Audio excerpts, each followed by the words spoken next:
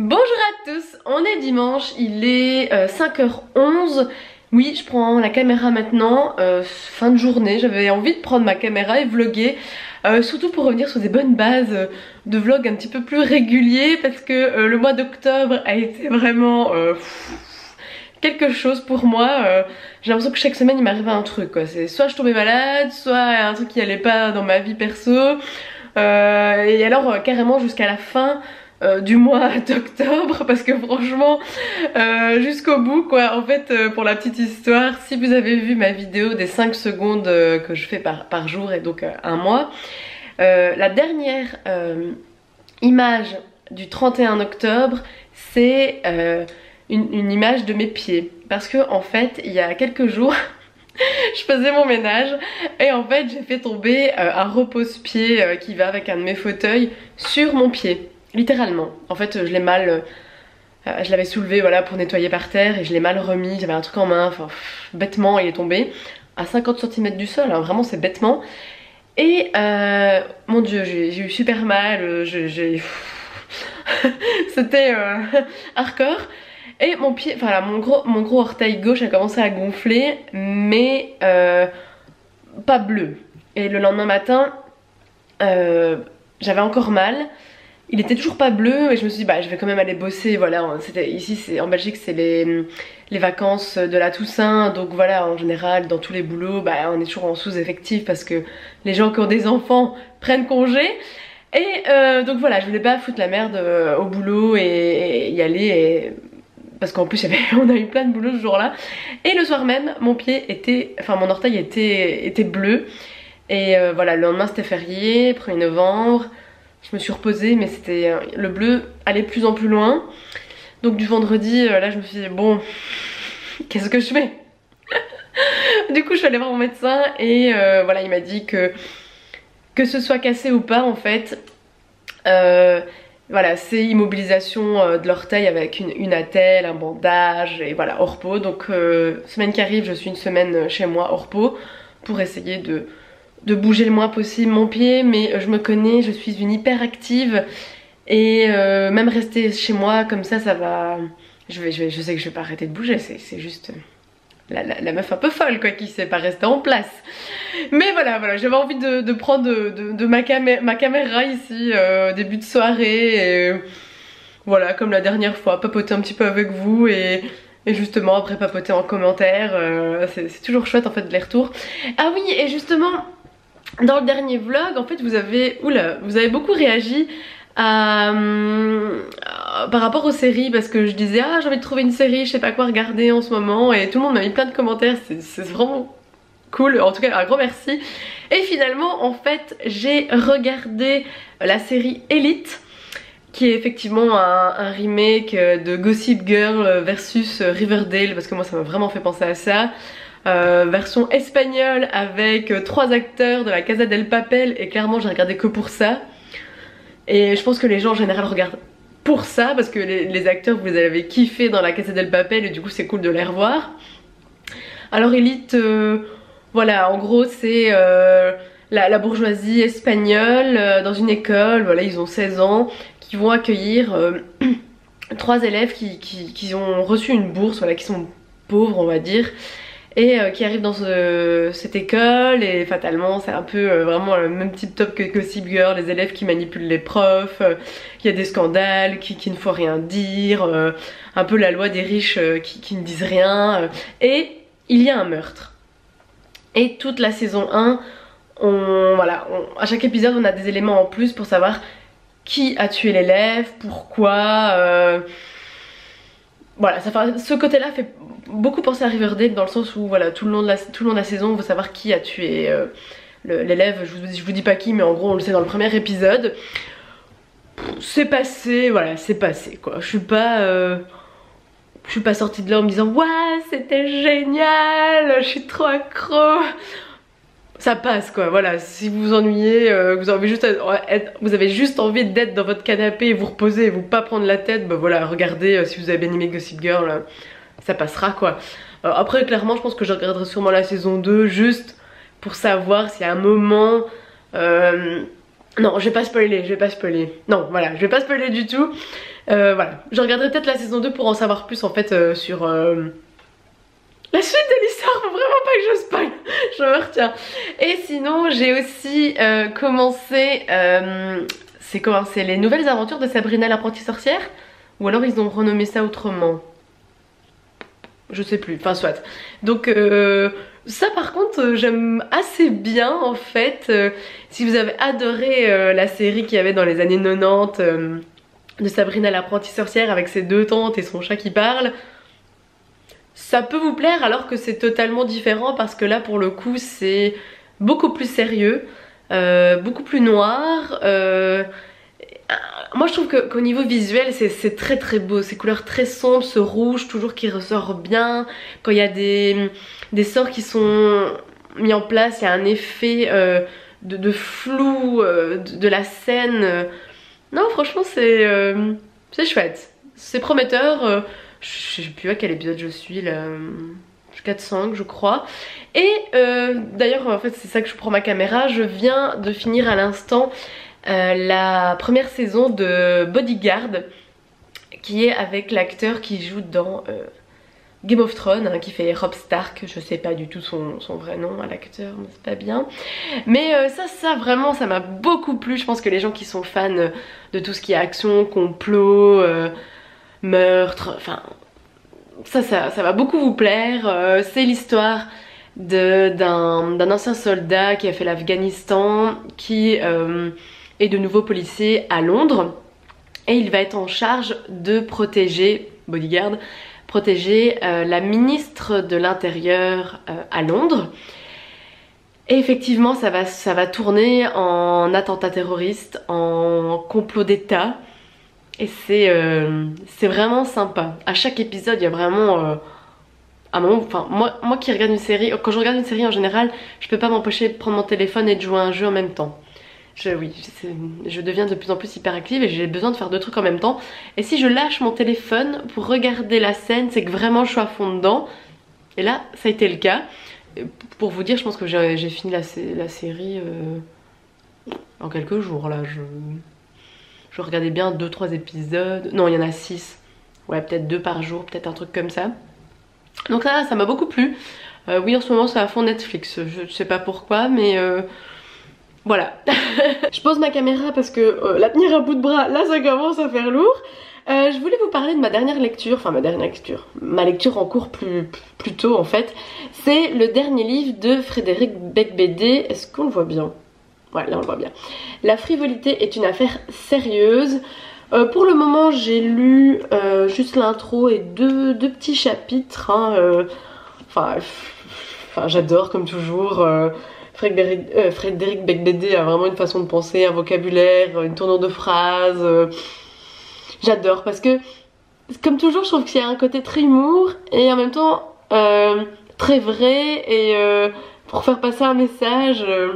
Voilà, je pense que comme d'hab, enfin comme d'hab, c'est le deuxième livre que je lis de lui, mais j'adore le regarder dans des émissions ou sur des vidéos, ou même sa rubrique qu'il fait sur France Inter. Maintenant je l'écoute en podcast sur mon téléphone, donc je deviens vraiment fan de cet auteur. Et je pense que je vais peut-être me lire ça ici un petit peu de cette début de soirée. Je rigole déjà parce que le vlog est vraiment bien parti pour que je fasse la même chose que la dernière fois, où je reste dans mon appartement et je vous raconte tout ce que j'ai vu à la télé, tout ce que j'ai regardé au cinéma et tout ce que j'ai lu. Parce que là je vais vous parler de Bohemian Rhapsody. Je suis allée le voir le jour de sa sortie le 31 et j'ai vraiment totalement kiffé. Alors effectivement j'ai un peu le même avis que ce qui est passé en radio, enfin en tout cas moi ce que j'ai entendu à la radio sur le fait que oui, le film est très beau et la vie de Freddie Mercury est assez évasive au niveau de ses frasques, le fait qu'il faisait beaucoup de soirées arrosées, drogue, qu'il avait énormément de partenaires, il était gay, enfin c'est vrai que sur ce côté là, si vous avez vraiment envie de voir le côté trash de sa vie, ce sera pas du tout fait dans le film, ce que je trouve pas plus mal, parce que voilà, il est destiné à un grand public et plus pour faire un éloge à Queen, à Freddie Mercury, et voilà, c'est politiquement correct et c'est bien fait. Vraiment le film est magnifique. Je trouve qu'au niveau couleur, rendu, c'est beau et c'est vraiment intéressant de voir l'évolution du groupe, de comment ils se sont rencontrés, l'écriture de certaines chansons, de Bohemian Rhapsody notamment, sur We Will Rock You. Je trouve que mon accent anglais est vraiment pourri, mais tant pis, on fera avec. Et en plus, moi je suis allée vraiment en mode, je connais rien de la vie de Freddie Mercury. Voilà, j'ai un best-of de Queen que je connais par cœur. Je me suis jamais intéressée à chaque album, ce que je vais faire maintenant. Et voilà, très impressionnée de sa vie en fait. Je savais même pas qu'il avait des origines pakistanaises, que son prénom c'était même pas Freddie Mercury, qu'il était marié avec une fille, enfin tout ça je ne connaissais rien du tout. Ça me donne vraiment plus envie de me documenter un petit peu plus sur le groupe. Et le truc qui m'a vraiment impressionnée, c'est que l'acteur qui fait Brian May, mais mon dieu, ils se ressemblent comme deux copies quoi. C'est vraiment impressionnant. Autant Rami Malek qui fait Freddie Mercury, bon, j'ai eu un peu de mal. C'est vrai que ça va mieux quand il a sa moustache. Mais c'est vrai qu'au début j'avais vraiment un peu de mal. Hein. Mais voilà, si vous avez adoré Queen ou même un petit peu, voilà, que vous connaissez les chansons les plus connues, franchement allez le voir, c'est vraiment un film qui est très sympa. Et vous avez envie de chanter tout le long. Moi à la fin, ça se termine sur voilà, leur dernier concert à Wembley pour le concert pour la famine en Afrique. Mon dieu, mais j'ai eu qu'une envie, c'est de chanter tout le long quoi.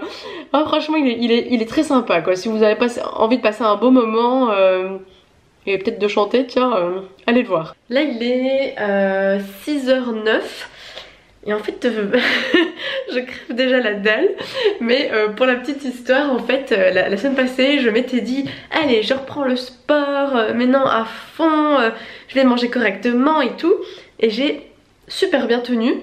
Je fais le sport lundi et mardi je me suis fait mal à mon pied. Du coup ben maintenant mais je suis effectivement bloquée pendant certains moments parce que ça serait un petit peu fou de retourner au sport avec un pied comme ça. Surtout qu'en plus j'ai du mal à mettre mon pied dans une chaussure à cause de la telle. Hein. Du coup maintenant je me mets Vans alors qu'il fait froid, mais c'est super. Et donc là en fait je suis en train de réfléchir avec moi-même pour pas manger une crasse. Enfin c'est dimanche soir, quand vous avez passé la journée dans votre canapé, qu'est-ce que mon dieu, qu'est-ce que ça fait du bien. Là j'ai même pas envie de cuisiner quelque chose. Et malheureusement pour moi vous ne pourrez pas me répondre en commentaire la nuit résiste ou alors vas-y mange une crasse. Donc je sais pas ce que je vais faire, tiens.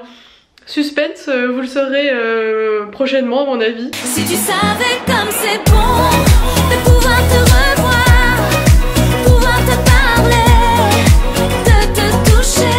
Un verre de motivation, je ne comprends pas, mais je suis en train de faire ma vaisselle et d'écouter le dernier album de Jennifer. Hein. Oui, hein, j'ai pas peur de dire que je suis fan de Jennifer, vu que je vais la voir en mars en concert. Et ouais, je kiffe à mort son dernier album. Il y a quelques titres vraiment pop qui sont très sympas, qui donnent envie un peu de bouger. Et en fait, bah oui, encore une fois, je vais vous raconter ce que j'ai vu. Hein. J'ai regardé, c'est hier?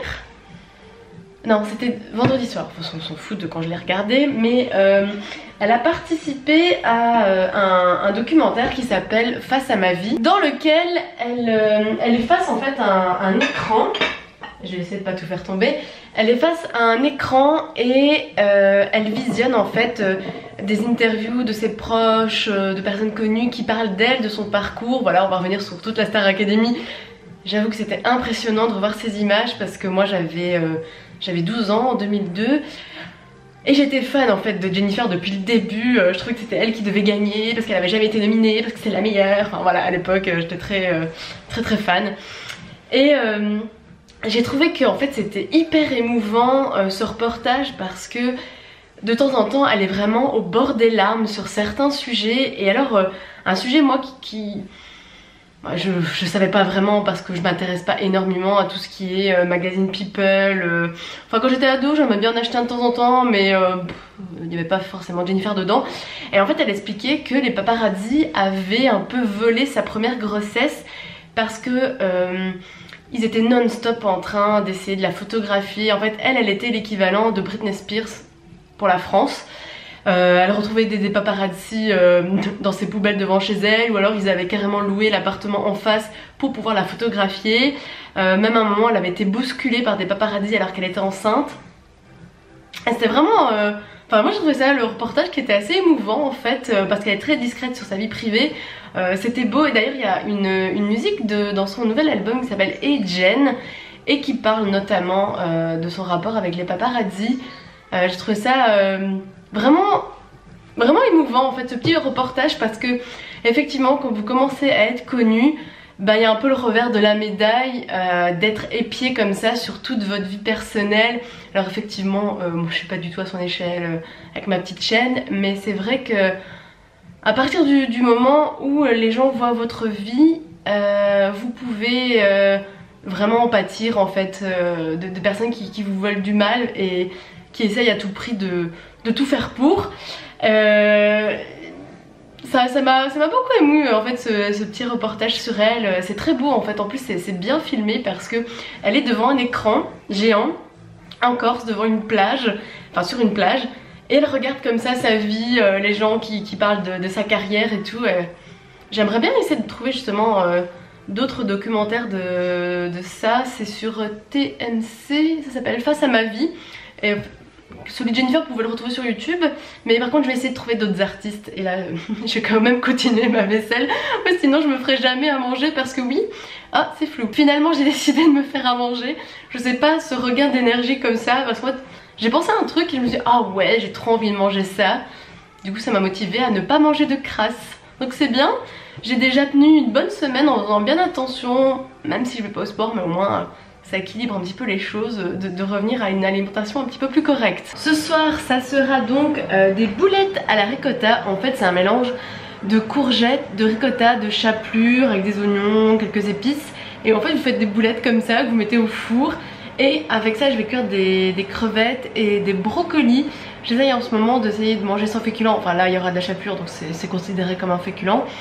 Mais voilà, petit repas du soir qui va prendre un petit moment, mais je suis assez motivée de manger ça parce que purée qu'est-ce que c'est trop bon. La recette c'est toute simple, voilà, 4 courgettes je vais passer au mixeur pour faire des petits morceaux, et on met du sel pour dégorger l'eau qu'on va essorer après. De la ricotta, un œuf, chapelure, ail. Ah merde, j'ai pas des œufs. Bon bah tant pis, je vais mettre un petit peu d'huile pour lier le tout. Basique, poivre, sel, voilà. Et 30 minutes à 200 degrés.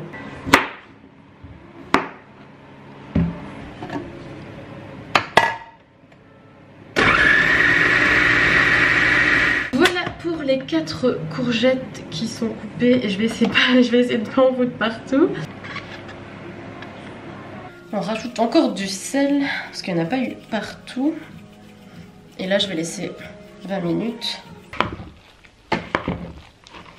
Et sinon pour les brocolis, je vais les cuire au micro-ondes avec un truc tupperware que ma maman m'avait donné, qu'elle n'utilise pas. Donc moi ça m'était très pratique. Alors on voit que ça a bien rendu d'eau déjà. Donc maintenant je vais mettre ça dans un essuie et retirer le maximum d'eau. Opération un peu délicate. Mettre tout ça dans... Oh ça va, du premier coup. Et puis on essore. C'est génial parce que comme ça fait énorme. Et puis après ça va être tout petit. On va dire que c'est bon comme ça. Hop. Alors normalement il faudrait mettre un oignon, mais en fait j'ai des jeunes pousses d'oignons qui commencent un petit peu à vieillir. Alors je préfère mettre ça pour pas faire de gaspillage hein, tout simplement. Je vais mettre un cup de chapelure, un peu de basilic, de l'ail que moi j'ai en poudre, comme ça c'est plus pratique pour moi, un peu de poivre. Et alors je vais rajouter de l'huile d'olive parce que je n'ai pas d'œuf. Du coup là la dose, je vais faire un petit peu au feeling. Et maintenant on va mélanger tout ça, ce qui va être un petit peu hardcore parce que moi je déteste mettre mes mains dans un plat pour mélanger. Alors tant pis, ça prend un peu de temps, mais je vais faire comme ça. Voilà le résultat, j'ai tenté de faire des quenelles tant que possible. Et là je vais les mettre 30 minutes à 200 degrés. Donc là je suis en train de saisir des tomates cerises dans mon wok et j'ai mis de la graine de fenouil. Et puis je vais rajouter des capres et mettre mes crevettes. Et bien évidemment, à cause de m'activer comme ça, à faire ma vaisselle, faire à manger, je commence de plus en plus à avoir mal aux pieds. Donc il va falloir que je me calme hein, parce que ça va pas le faire en fait. La tête de ces petites boulettes qui sont bien cuites. Et donc voici mon assiette pour ce dimanche soir. Je sens que je vais me régaler. Je vais pas tarder à manger vu que c'est bien chaud.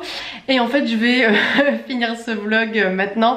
Parce que je pense qu'encore une fois j'ai encore bien parlé, raconté ma vie comme il faut. Et que le vlog va déjà durer pas mal de temps. Donc bah écoutez, on se dit à une prochaine. Je vais sûrement essayer de vlogger cette semaine vu que je vais rester... chez moi à me reposer et à soigner mon pied, n'est-ce pas? Et donc bah passez une très bonne soirée, une bonne journée, tout ce que vous voulez et à très bientôt. Salut!